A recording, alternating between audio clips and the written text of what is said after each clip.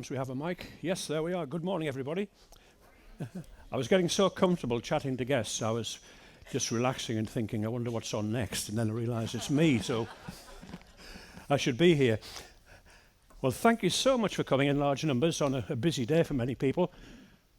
And this picture, first of all, several guests have asked already, is it photoshopped? And it's not. It's actually a real photograph. A few years ago in London we had, you might have seen them at home, a blood moon, when the moon kind of catches some light from the sun and so on, and that happens, and it's quite remarkable when you get that effect. But yeah, as I say, it's a real photograph, and I'll show you some of those places on there very shortly.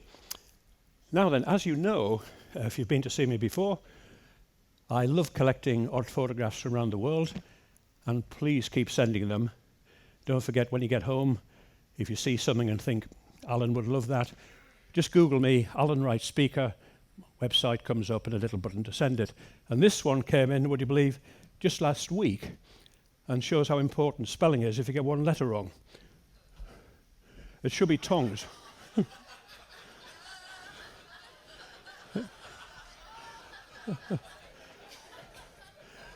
But isn't that amazing? You know, one letter in the English language instead of tongues. I guess somebody doing as they're told would lean forward and try to pick it up using his tongue. But this next one, my wife loved it because we live in the northeast of England in a very old Edwardian house, and we've lived there unusually 40 years. We bought it when our kids were small, and we've kind of expanded into it. It's too big for us, everybody tells us, but we've looked at downsizing, and I love it. I have a den come office that I do my writing in. My wife's really good at embroidery, so it's that nice feeling when you can leave something and go back to it. And she says my hobby is looking out of the bay window to see what's going on. Not true. I'm not a... But if you've ever been home and you know something's going on outside your house and you want to have a look, but you don't want to look as though you're being too nosy, too inquisitive. A gentleman sent me this, I thought was rather good.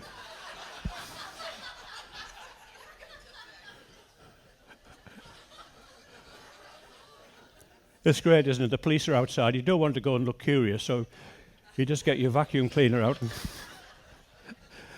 But I love pictures like this because they really do make me smile. But there's another one which is lovely. It's a newspaper headline. There's a little town in England called Tunbridge Wells, and it's the most dull and boring place in England. Somebody smiled there in 1956, and they took a photograph. And this sums up the place perfectly.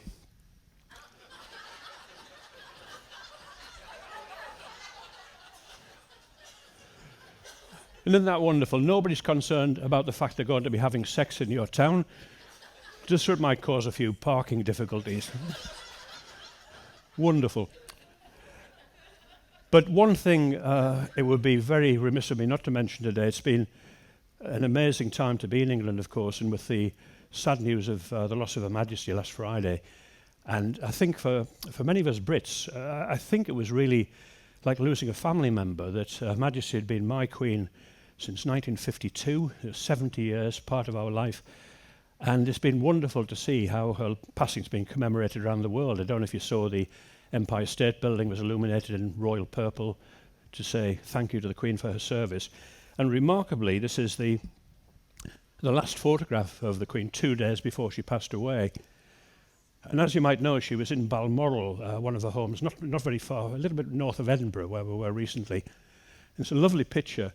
And the point about her being photographed then, you might know in Britain we've just had a new Prime Minister, excuse me, Liz Truss, and the Queen's duty, that's an important word, that for Her Majesty's duty, she actually officially installs the new Prime Minister and invites her to form a government. And she did that 2 days before she passed away. But there's one word I'll always think about. I've been lucky enough to meet the Queen several times. The word duty comes to mind. And one thing, a photograph I'll never forget, during the pandemic, it might have happened to you too, there were restrictions on how many people could be together, what could happen at a funeral, you couldn't mix. And I had a favourite uncle and a good friend who passed away during pandemic, and it was hard work, you know. I remember my friend had to watch the funeral on Zoom, online, he couldn't go in person.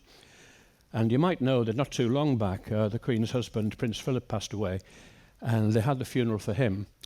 And somebody else, a lesser person, would have changed the rules, just to say, I'm going to go and have my other friends there.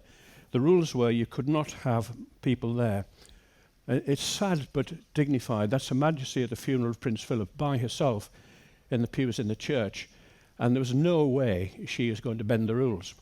The same day that happened, some of our so-called leaders were having a party and drinking, the same day as Prince Philip had his funeral. And I don't have strong opinions normally, but I trust they rot in hell. But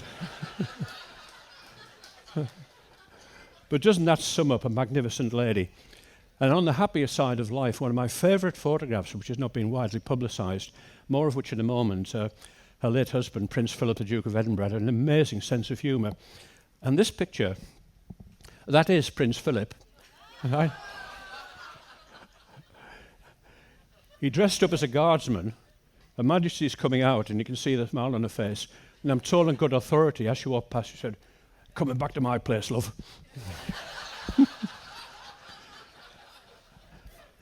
And I'm delighted to say, a lot of the time memories of Her Majesty are with smiles and remembering what she did for our country and around the world.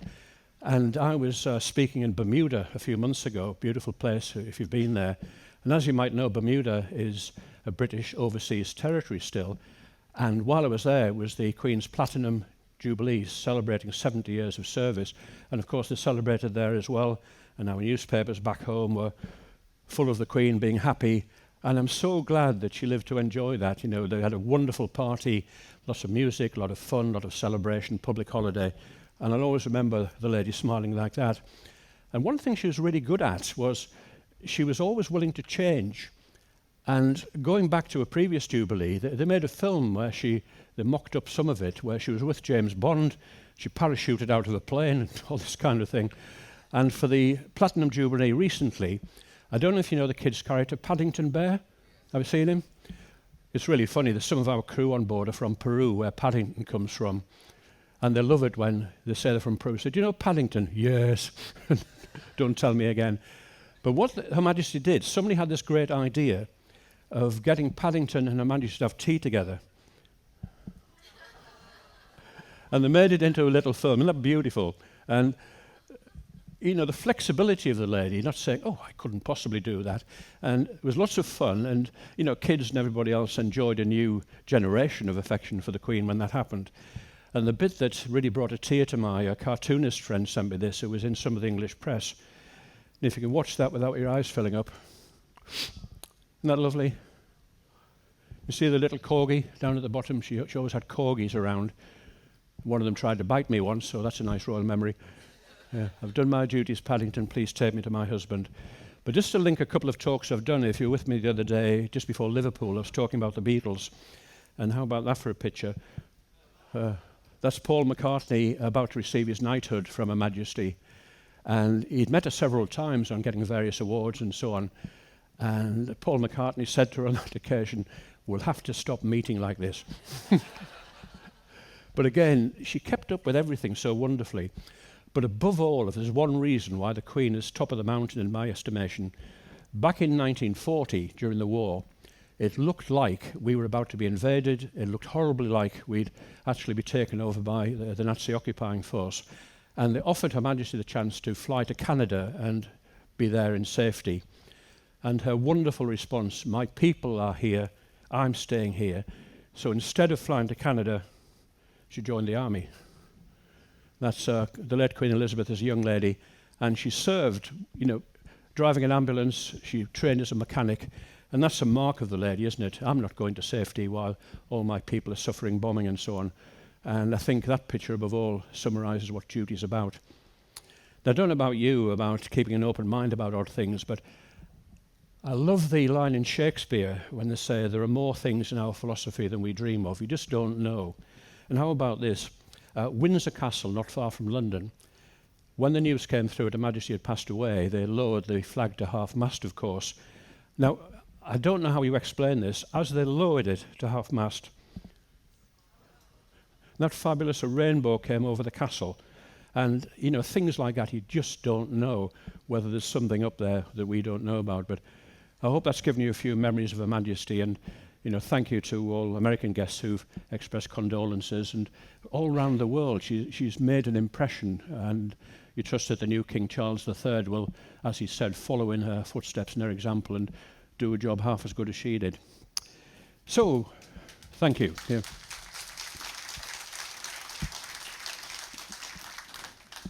She'll be listening. Right, back to London. The reason I've called it London from bottom to top instead of the other way around, I thought of kick off, I don't know if you've been yet, but our subway, the underground or the tube, I've never seen a tube train looking quite as clean as that, but in normal times you use them a lot. It's the quick way to get round the city because the traffic gets heavy, as you'll see if you're going ashore tonight or when you're passing through tomorrow. So tube's quite famous, and I'm always interested in good design, and you might have seen the sign for an underground, that simple circle with a line through it. And it's not accidental, of course. The designers wanted something, if people are walking through a busy street, to think, yep, there's the underground. And even more than that, when you see a map of our tube, it's very clever because it's exactly what you want to know. It's not kind of geographically accurate, but if you want to go from there to there, you can work out, and you see the different colours. You might need to change a tube line to get to your destination. But how it looked originally was like that. No, that's accurate. That's showing the distances and all the rest of it. But even if you live in London or you visit, you're trying to work out how to get from Finsbury Park at the top, down to somewhere like Sloane Square in the south. And that, compared to that, it's a clever piece of design, isn't it, from translating it from that. But when they started building the tube lines, they used to use a technique called cut and shut. And what they did really was dig a trench, do the railway underneath, and then cover it over on the top. Very, very simple way of doing it. And when they started digging a bit deeper down, can you imagine the danger involved on this kind of thing, where people were digging, and sadly, men did lose their lives doing that because it was very difficult to cut a little bit, prop it up, and if something went wrong, it was dangerous. And nowadays, of course, they tend to use this kind of big machinery which grinds its way through, and it's much safer. People don't usually get hurt or worse digging tube lines through. And as you can see, compared to the other one, high visibility jackets, safety helmets, and all the rest of it. And a friend in the business sent me this, which I hadn't seen before. Whoops, one back. It's the depth map of the tube. It's quite clever. So you can see some of the lines are very close to the surface, and some of them go way down into the ground. Now, I don't know if you've ever been to, we'll probably never go there again because of the Russian situation, but tube lines in places like St. Petersburg and Moscow are way down because they were built during the Cold War, and they were meant to be nuclear shelters if ever needed as well. But I say you can see that depth map, which is really unusual. And our most recent line, poignantly enough, the Elizabeth line, named after the late Queen, and that one again with the technology quite fabulous. And that just opened recently behind schedule, but it's now open and running. It runs from the west of London to the east, and it's made a lot of transport much easier. And it's sad but happy. It was named after the late Queen in her memory before she passed away. And another coincidence, one of the most famous stations on the new set was Paddington. Not named after the bear, well, kind of. Paddington Station was where Paddington Bear actually came to London. You might remember he had a little luggage label saying, "Please look after this bear, thank you." And our grandson, when he was younger, there's a statue of Paddington Bear at the Paddington railway station, and we took his picture when he was about 6 with Paddington Bear, and he's due an 18th birthday, and I've threatened to put it on screen. When a kid's 18, they don't like being reminded to their friends that Paddington was their hero. But so many symbolic places in London. Trafalgar Square, Nelson's Column, of course, named after the famous English hero, Admiral Horatio Nelson. And I always think that, Trafalgar was a British victory over the French. And I often thought I'd say to somebody, a French visitor coming, I'll meet you in Trafalgar Square and pick you at Waterloo Station, another famous victory over the French, just to remind them a little. But a bit like a lot of the landmark locations in the States, like Times Square, a lot of great things have happened there. And this one, a lovely one, at the end of the war in 1945, the end of the war in Europe, celebrations there, the victory being celebrated, people climbing on the great lions. And this picture I love on that day. Isn't it fabulous? A couple of sailors meeting a couple of new friends. Off for tea and biscuits a little later, I would think. But I always think about that I was born after the war, but I grew up with pictures, 4 pictures of uncles I'd never met, because all 4 of them had lost their lives in the war. And they looked like young film stars. There's one in particular looked more like Clark Gable than Clark Gable does. But, seeing that, can you imagine, you've had 6 years of being shot at and bombed, and now it's finished, and the celebration. And I'm sure you've seen, as an American, the equivalent picture in the States, VJ Day, victory over Japan, that famous picture of the sailor kissing the nurse. And I remember talking about that on a ship a few years back, and that very day there'd been an article in one of the newspapers saying, political correctness these days, that's highly inappropriate behaviour. And we had a little Q&A session later, and an American gentleman who'd seen service in the Japanese War, he said, "You know what, Alan?" He said, "That's the most appropriate behaviour I can think of." There, yeah. We all lot to that generation, don't we? I keep thinking, but for a lot of very brave people, can you imagine we'd be on this ship with a swastika flying over it, and I'd get long instructions about things I couldn't say. But if you look back during the war in London, when the Blitz was on, the really heavy bombing at the start of the war, can you imagine if that's where you live and you're waking up to a scene like that? And people did, they'd been sheltering in the tube station. When you get the all clear next day, you're coming up, and the horrific damage like that. And that's how people were living in the tube stations. They turned all the power off on the lines, and you're overnight there, and you're trying to make the best of it with your kids. But, it's what people had to do. And I often think, when we get difficult days, you look back to what these guys did. And one of the most iconic pictures in the centre of London, that's St Paul's Cathedral, which happily was undamaged. And it wasn't undamaged by chance. Would you believe, on the roof, at the top, they had fire watches. And if an incendiary bomb landed, they would have to get up to the peak and brush it off. Can you imagine that? There's an air raid going on, and to protect St Paul's, you're doing that. But again, I remember the nice thing about speaking on cruise ships is not just the funny stuff you get, but the other ones. And I was speaking on the ship once, and a retired senior officer in our Royal Air Force was there. And he said, "I must send you a picture I've got." And you might remember towards the end of the war, the Germans were sending V-bombs, vengeance bombs, to bomb London. And he sent me that one. Now, what they did, they'd send a plane up, normally a Spitfire or a Hurricane, and it didn't actually touch the V-bomb. It wiggled the wings to make some pressure, and instead of the bomb getting as far as London, it would come down and land in a field. But that took a bit of courage, didn't it? Because if you did hit it, the V-bomb, the vengeance bomb, would explode and destroy your plane. But yeah, quite remarkable that they did things like that. And again, the courage involved is fabulous.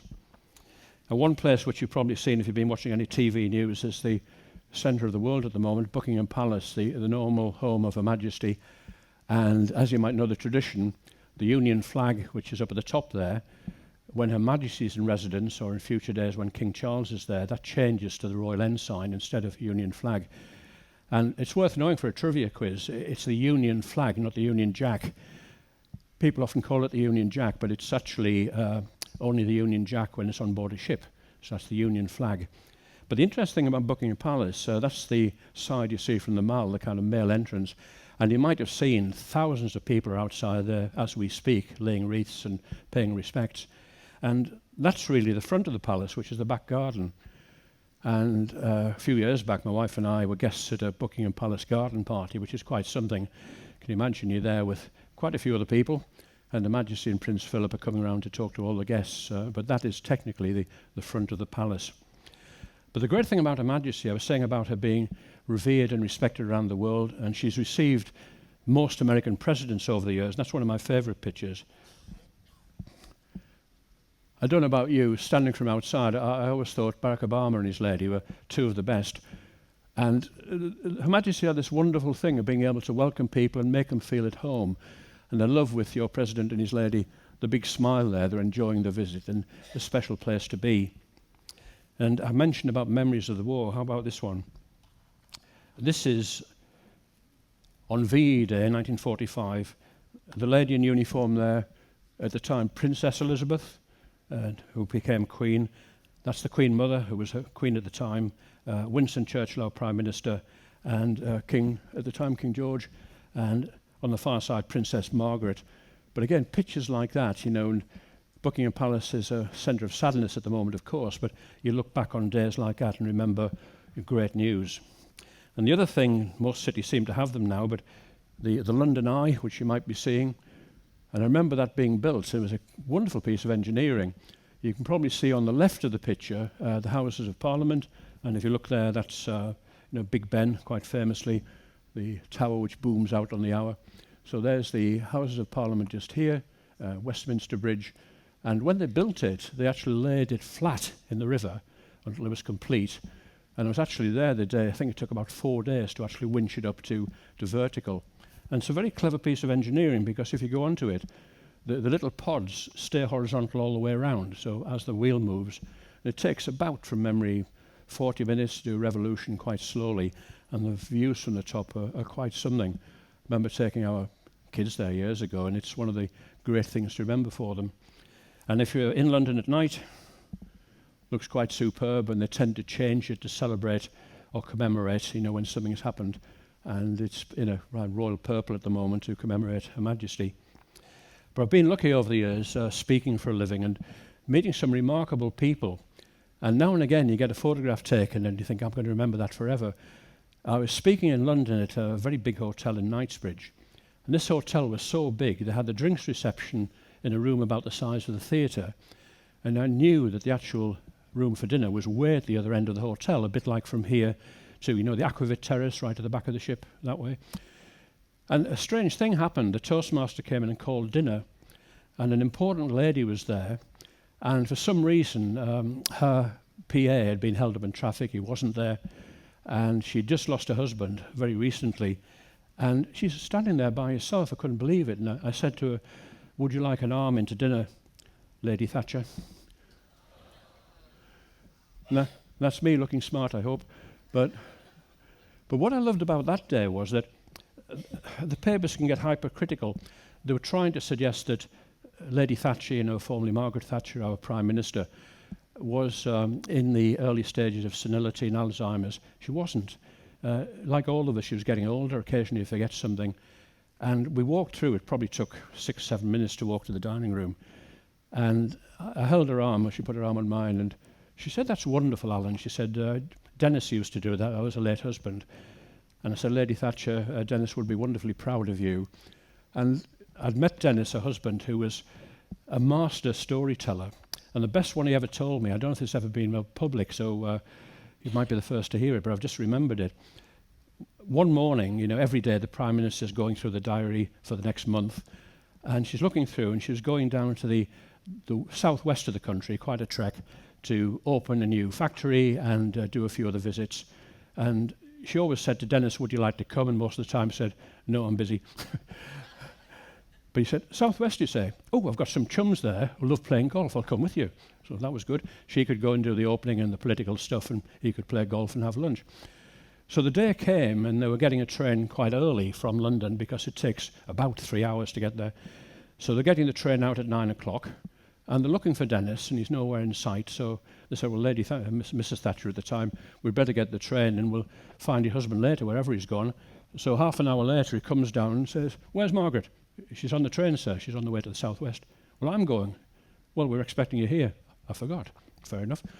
So they said, look, what we'll do, we'll book you on the next train, we'll book a private carriage, and we'll get you there just probably half an hour after the lady. So they get a high-speed car to take him to the railway station at Paddington, strangely enough. And he gets into the station and he sees one carriage, which is marked reserved. Thinks, that'll be me. Gets in there, sits down, gets his newspaper out, gets his coffee, very comfortable. And to his surprise, another 10 people come in to the same carriage with a lady clearly in charge of them. It turned out it was a special trip from a home, how can I put this, for the bewildered and confused. Right? So the lady's got her little list of names. She's going, yep, yep, yep, yep. Who are you? He said, I'm the Prime Minister's husband. She said, of course you are. 11, 12, and... True story. But that's the kind of memory you have, and I'll never forget that day. It was quite something, and taking the lady into dinner. But the photograph I'll prize above all others, especially in this week of all weeks. That's me on the left with a bit more dark hair. I've had a lot of worry since then. My wife always laughs. That's her in the hat, and she wished she'd put on a smaller hat because it makes it look very incognito, doesn't it? You can't tell who it is. But you can see Her Majesty in the middle, the late Duke of Edinburgh on the right, and the gentleman in the uniform is the Lord Lieutenant of County Durham. And what happened in a previous life, we had a new cricket franchise, first-class county we call it, like an American football or baseball team. And I was asked to be chief executive for a few years to bring the money in to get the club started. And we did, I think, from memory. We went from being a little club to a big one in about 18 months, went from turning over about £25,000 a year to just over 15 million. So we got it right. But I knew everybody in the North East, and it was easy to get sponsorship. I could ring up and say, would you like to put, say, £100,000 into the new cricket club? Or would you like me to get into the newspapers that picture of you with the sheep? Always gets a result. But that day is wonderful. And if you've ever had the pleasure of organising a presidential or visit for a VIP, that's 6 months of your life, because you're organising the security, the protocol, what happens if, and all the rest of it. And you get a schedule for the day you wouldn't believe. Her Majesty used my office as her retiring room, a room to get changed in. And weeks before, you get a security visit, and because Her Majesty was using my office, the security guy said, how many people need to be in your office? I said, well, myself, my chairman, my PA, and the cleaner, just 4 of us. She said, right. They brought in some dogs who spent an hour with us picking up scents. The security guy said, on the day of the visit, if the dog comes and picks up a new scent, the visit's off. So I had to employ 24-hour security in my little corridor to make sure nobody else came in. But the bit I do remember is you get a list of drinks to have in for lunch. And Her Majesty, there's a list of 10 different gins. Not that she's going to drink them all, except on a good day. But just so she has the choice of the... And her favourite, so you know, you might know one called Bombay Sapphire, which comes in a blue glass. So if you'd like a royal experience and drink a toast to Her Majesty, Bombay Sapphire was her favourite. And the Duke liked a whiskey, but quite often a cold beer. So I had a list of 10 beers to make sure we had in the fridge for when he came. And at the time, this is 1995, Princess Diana was having a well-publicised fling with a rugby player, like American football, rugby player called Will Carling. It was in all the papers, everybody talking about it. Now, you might have seen it, there's an English beer called Carling. So I'm going through the list of beers with the Queen's private secretary, and I looked at them all, I said, would you like some Carling beer? He said, not a subject for humour, sir. So, a remarkable day. And on my instructions for that, it said, Chief Executive, that was me, to engage the Queen in conversation for 1 minute and 16 seconds. And then the line moves on. So I'm delighted to say I'm telling her a funny story, and you can see Her Majesty laughing, so I think I can put on my website by royal appointment. But quite remarkable. And the Duke next to her, I was very lucky to get to know the Duke well. I might have mentioned it, it's in my book if you've seen it. We have a charity called Lord's Taverners, which is made up of show business people and sporting people. And I've spent many happy years fundraising for them. And in fact, if I take a little step, see the back of the waistcoat? This is the Lord's Taverners waistcoat. And the Duke was our patron for many, many years. And would you believe, about 18 months before he died, we had a presentation at the palace, and we were handing over a large cheque for playing fields, and he was an incredible supporter. He wasn't just a name on the letterhead, he worked hard for us. And he spoke frequently at our events, and a couple of years before he died, we had this presentation. The Duke was the guest speaker in his 90s, very funny, no notes, chatting away. And he said, because we'd been going since 1950, and he said, do you know, he said, back in 1950, I remember getting a letter from some chaps. He said, I get a lot of letters, you know, people know me. He said, I had a letter from this outfit called Lord's Taverners, never heard of. And I said to my chap, will you find out who they are and tell me? So I came back the next day. He said, well, sir, it seems they like watching a lot of sport and drinking rather a lot. He said, oh, I'll have that one. And that's why he became our patron for many years. And his sense of humour was quite something. That's at the palace. And what I always remember about him is, that's my wife on the right, and, you know, laughing about things. And he had an amazing memory. I remember being at the palace for a presentation, and you might know the Duke of Edinburgh was born in Corfu in Greece. And when he was very young, the family was thrown out. There was a revolution, and the royal family was thrown out of the country. So we're chatting away, and a friend on the left, Paul, he had this thing about saying something he didn't expect to, try to embarrass you. And he said, Your Royal Highness, Alan would like some advice about Corfu. I thought, really? He said, what would you like to know? And I said, well, is there a good place to drink in Corfu? He said, I can tell you a few places not to drink. So, bit of a laugh about that. 6 months later, another presentation like this one, he remembered. He said, Alan, how was Corfu? Now, how does he do that between that one and 6 months? He must have met thousands of people.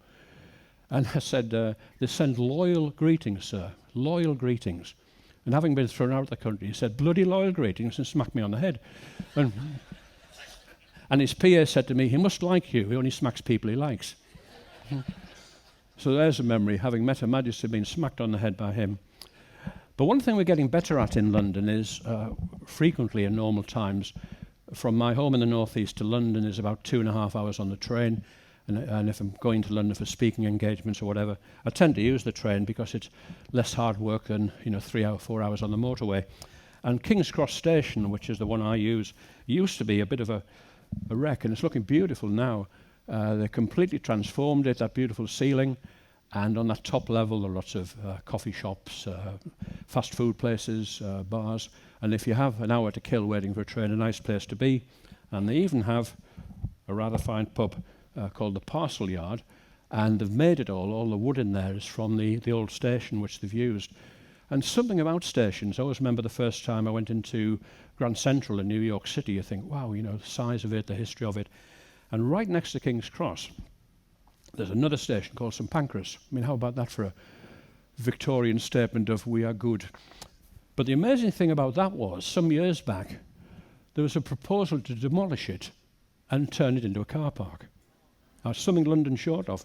So happily, I got involved in the campaign to keep it, and luckily we won.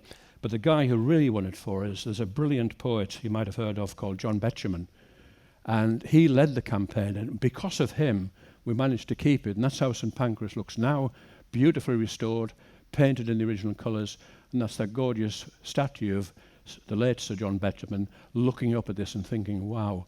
But he was one of these people who had the ability to convert people's thinking because of words. And in the new St Pancras, there's another statue as well. That one's simply called The Couple. Two people meeting at the station. And it's about, you can see a person down there, it's about 20, 30 feet high. But you can see what they've done with that station is quite magnificent. And the other handy thing for me is that it's also, for the last 15 years or so, our terminus for Eurostar. So you can get a train from home down to King's Cross, under the subway, and you can take a train to Paris or Brussels or wherever, going under the English Channel. And it's a good service, it's really good. What I found as well, if you ever use it, they will try to sell you a first-class seat, including food, which is really average. Do you remember your worst coach-class journey where some plastic comes and you think, what died in here? The food's like that. And you don't need to do it, because in Paris, right next to the Gare du Nord in Paris, there's some beautiful little restaurants which will give you food to take away for the train. But I mentioned earlier some wartime memories, and leading up to November in England, we always sell poppies in aid of soldiers and sailors and airmen who need help in their retirement. And King's Cross does this every year, and it's so touching, that enormous poppy, most people buy a poppy to wear on their lapel. And that one, it really makes people think. Thousands of people walking past every hour, and you think about it. But I mentioned I have this affection for cricket, and not far from where we are today, going into northwest London, is Lord's Cricket Ground. And where that's been wonderful is it's very old and traditional, but it's absorbed the new. That's the media centre. And when you have a big international game at Lord's, you have hundreds of journalists from all over the world. And that media centre, you can just about make out the desks and all the broadcast facilities. And since I took that picture, it now has news stands either side as well. And talking of cricket, not that one, but the other ground in London called the Oval, at 11 o'clock, where are we now, 25 to, it's the final part of England playing South Africa today at 11 o'clock, and we will win by about 20 past 11, I can tell you. So I'll be keeping an eye later on the TV. But yeah, Lord's Cricket Ground. And the thing you might have heard of associated with cricket and Lord's, something called the Ashes. It's a tiny little, the reason it's fuzzy is because over the years it's been to England and Australia many times, and England and Australia play for this trophy. Quite a tiny thing. It looks big if you lay on the ground and do that. And the reason all the wording has been fuzzied a bit, over the years it's been covered in champagne in England and beer in Australia, that's the way they are. but that's how it looks. And the reason it's the Ashes is that it goes way back to 1882. England, we were used to beating everybody. We'd more or less invented cricket. Everybody who came to England was beaten. 1882, the Australians came and won. And people thought, what? There's this lovely idea, an advertisement in the newspaper, the RIP English cricket, the body will be cremated and the ashes taken to Australia.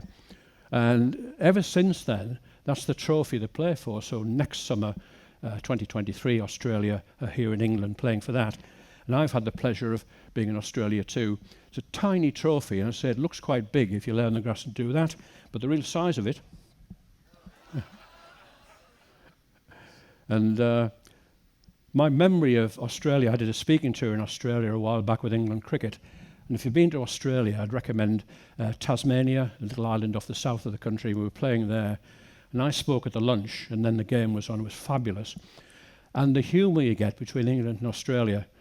We were playing the game, and one of our bowlers, it's a bit like baseball, you know, hard, fast ball, it hit one of their guys under the chin, so the poor guy's down on the ground getting treatment, so the game stopped.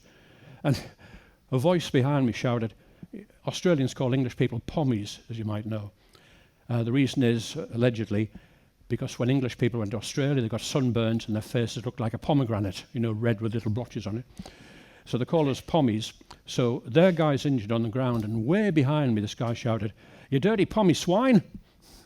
And my host, Paul, he stood up and said, "Do you mind, mate? I've got a guest here who's a pommy swine." And the guy at the top said, "Sorry, pommy swine, let me send you a beer." So, but the fun of it. But the comical thing about that's at Lord's cricket ground in the museum. There's the Ashes, the real size of it. I'm holding a glass of champagne for some reason. Now that sign above it, which is turned round, it says on it, it is strictly forbidden to take photographs of the Ashes. Right? So a friend of mine's there with a camera on his phone, and the security man came over, and I thought he was going to stop us. He said, "Let me turn the sign round, sir, so we don't see it." So there we go, at Lord's, and I say the size of the Ashes is quite wonderful.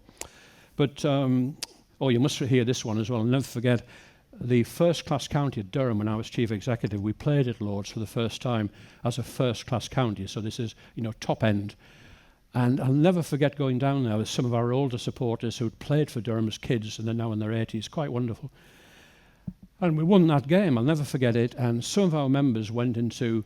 There's an area of London called Soho, which is a bit rough and ready, slightly red light district, this kind of thing. So one of our members is celebrating, he's had a few drinks at the ground, he's swaying through Soho. And this lady of the night came up to him and said, "I'll do anything you like, £20, as long as you can say it in 3 words. He said, "Paint my house." Not what you thought, but a perfect response. But yeah, quite wonderful. And back to modern times, one of our newest buildings in the centre of London, you might have seen the Shard, so called because it's like a shard of glass, and it's an incredible building. And I think where good cities develop is that, you know, things do change. You can't leave it set in aspic forever, and London's a bit like that, so you get new buildings. And I took a photograph, we were there one evening, and you get the old and the new together. And that lovely Tower Bridge with the Shard right next to it. And, you know, that goes back a very long time. But getting the two aspects of London together is rather nice. And if you get a chance, perhaps if you're staying in London for a while or you're coming for another visit, there's a restaurant in the Shard I'd recommend called Hutong, Chinese flavoured restaurant. And that's the view from the restaurant looking over London, which is quite something, isn't it? It's a super place, and you're going up there and you can see St Paul's Cathedral on your left, and as you turn around, a fantastic kind of backdrop of the city. So if you're doing a longer stay in London after the cruise, or if you come back again, Hutong in the Shard, which is quite something. But one thing about London, like most big cities now, there's a very multicultural kind of aspect, and they always have now the pandemic's drifting away. This is the Chinese New Year in London with the parades and the dragons and all the rest of it. And it's something rather special because there are so many, a bit like big American cities, lots of different nationalities live there. But just giving you a flavour of where we're going next, we're just about entering the entrance to the Thames, as you might know. So we're entering this way. We'll probably pass the Thames flood barrier, more of which in a moment, the O2 Stadium, and then the Greenwich Meridian, which is where we're berthing, right next to the famous Cutty Shark. And when you actually get in there, you'll see some of the magnificent sights. The Thames Barrier has been there a few years now. It's normally in the low position, so you won't see it like that, all being well. But the reason they built it was, if you did get a flood coming in from the sea towards London, they can raise this within a very short time to protect the city. Again, a wonderful piece of engineering, and we'll probably see it, I hope, at the low position. And you'll see the Millennium Dome, which originally was. That was built for the Millennium. Again, a very good piece of engineering. It's a huge building. It's now called the O2 Stadium because of the sponsor. And when it was first built, it was okay, but they built it and forgot to arrange to put some exhibits inside it, which they did in a bit of a hurry. But it's now been taken over. It's used as a really big stadium for music, concerts and the rest. And that's on a busy day at the O2 now. You can see the size of it is quite something.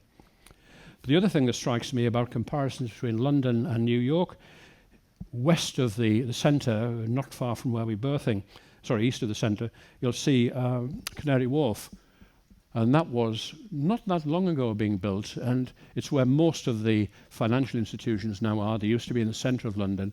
And they say that's only about 30, 40 years old, and it's just beyond where we're going to be berthing later on. But it always reminds me of being Manhattan. When we're in New York back in July, I remember seeing the kind of views you have in New York City now. And as you know, land's so expensive, you have to take a small site and build up.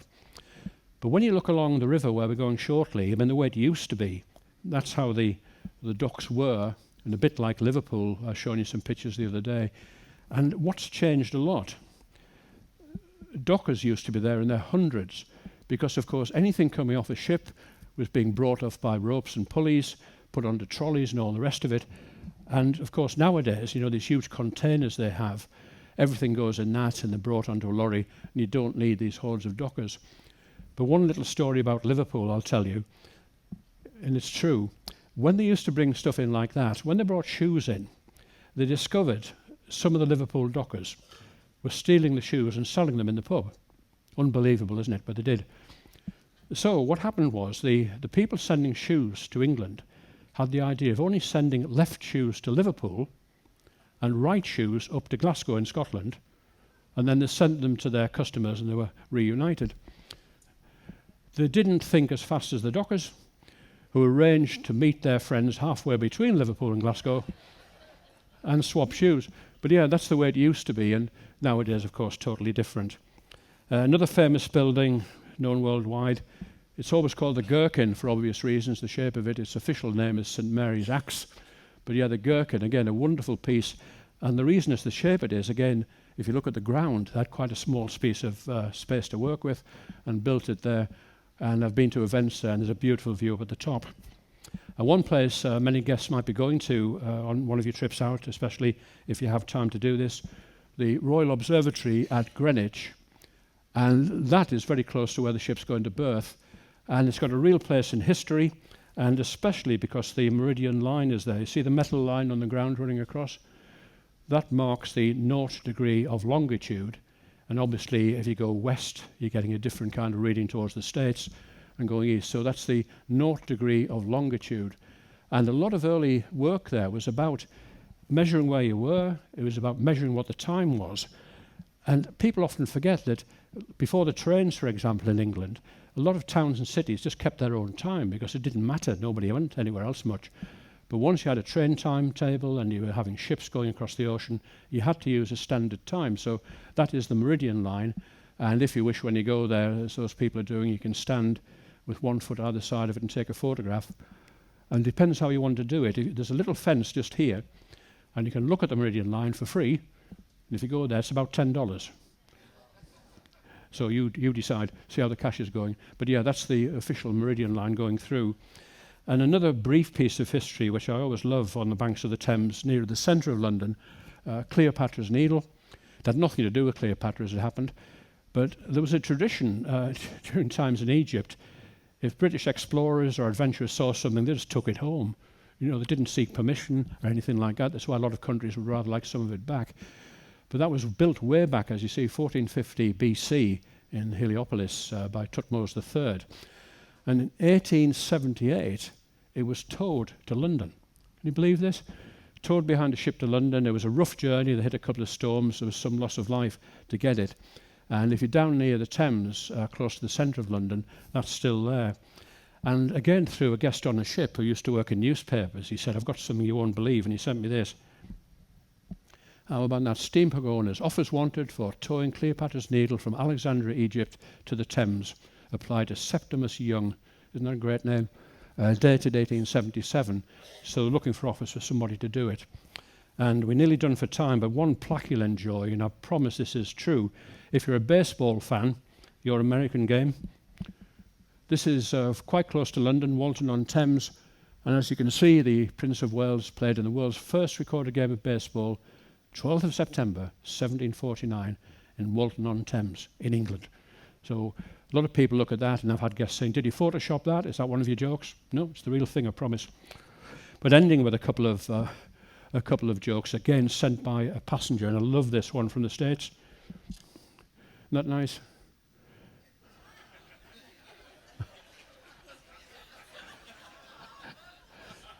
Now pet friendly, except for the bears.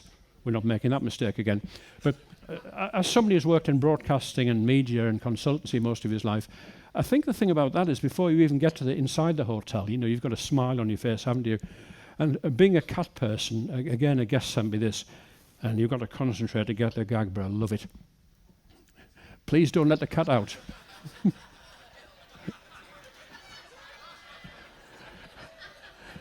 Isn't that amazing?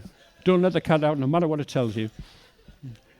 And the little guy's put a notice, help, cat needs air. And it's his face that does it, isn't it? It's quite wonderful. His spelling's not perfect, but little cat's done well there. But as I said earlier, if you come across something like this, please send it to me. I'd love it. And it's not just the funny ones. A few years back, I think it was the 50th anniversary of the moon landing from 1969, I did a talk on a Viking ship about that, 50 years to the day. And I got in touch with NASA and said I was doing the talk, did they have any interesting material? And they were great. They sent me some pictures that had not been published that made the talk really special. And a few months afterwards, my contact at NASA in Houston sent me this picture taken from the International Space Station. And if you've ever been on a cruise to see the Northern Lights, which are amazing, we're doing that next February on a Viking Neptune, I believe, going way up to the Arctic Circle to see the Northern Lights, which is fabulous in the winter. And my contact at NASA sent me this. That's the Northern Lights from space. And not just in one country, but as you can see, the little crown of Northern Lights around the place. It's quite something. And a bit later, it's nice when you make a nice contact and keep thinking, oh, you'd love this. And they did a composite picture of the Earth showing where lights were on, showing where population is. Isn't that quite something? When, if you look at where you live in the States, you get some areas which are very bright, and then you get some parts of the world like the middle of Africa, middle of Asia, North Korea, where there's very little light about. And I think that's lovely, when you see where we live and what we do, that kind of composite picture. But can I say finally, because time's nearly up, thank you very much if you bought the book. The shop's now shut for this cruise, but if you did miss out, you can get it on Amazon. In fact, there's a Kindle version as well if you like to read your books that way. And I've said to a few people, and thanks for people who come for a chat, I've spent a lot of time on this cruise sitting in my little corner with endless coffee. I'm writing a novel, which should be finished, I hope, in a couple of months' time.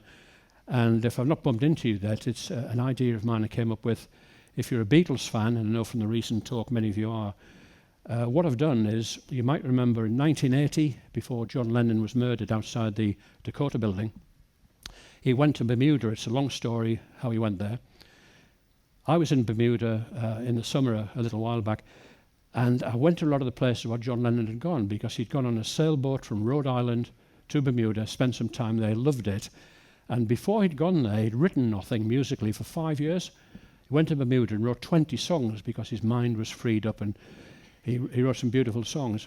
So I started thinking, what if, I love alternative history, what if, instead of going back home to New York and meeting his sad end, what if he stayed in Bermuda? And in my book, he convinces Yoko Ono, his wife, to come and live with him, that don't go back to New York. And I've got one scene where on the 9th of December, Yoko's reading the newspaper and says, John, look at this. And outside the Dakota building, a chap who was a John Lennon lookalike playing in a band had gone to have his photograph taken outside the Dakota building, and the creature Chapman had shot him. And I'm really enjoying writing it because you get into a totally different framework. So if you keep an eye on the website, I'm hoping that's going to be out in the fall, and it's a great kick to do. But again, thank you so much, as is the last talk on this cruise. Thank you for wonderful company. I feel as though I've made a lot of new friends, and do keep in touch. Very easy to get hold of. And I do hope you enjoy your last day or two of the cruise. And can I, on your behalf, thank a lot of people. Our technical guys have been fabulous, and without them, this wouldn't happen. And Hugo, thank you. Hugo is from Mexico, and I'm speaking on a cruise in Mexico in January, and he's told me some places to go and some places not to go. But I'm looking forward to that. But the techie crew, all of our crew, from the captain, to the cabin steward, the people who serve us around the ship, and I'm convinced one of the reasons why Viking is just about my favourite cruise line is they do get some fabulous crew, don't they? They look after them well, they look after us well. So to all the crew, thank you. So please enjoy your last bit of time of the cruise. Enjoy a lot, and I look forward to seeing you at sea again before too long. Thank you so much. Thank you.